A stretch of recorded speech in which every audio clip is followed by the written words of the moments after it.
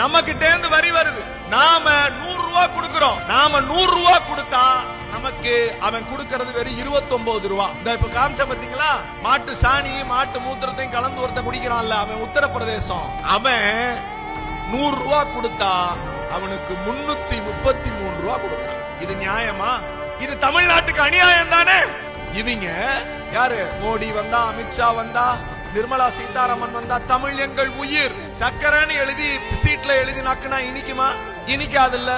மோடி அதைத்தான் செய்யறான். இங்க பாருங்க, மோடி சர்க்கார் கடந்த வருஷம் தமிழ் மொழிக்கு கொடுத்த நிதி வெறும் 23 கோடி ரூபாய். நாம எவ்வளவு தெரியுமா ஜிஎஸ்டி கொடுத்திருக்கோம்? 2.5 லட்சம் கோடி கொடுத்திருக்கோம் தமிழ்நாட்டு மக்கள்.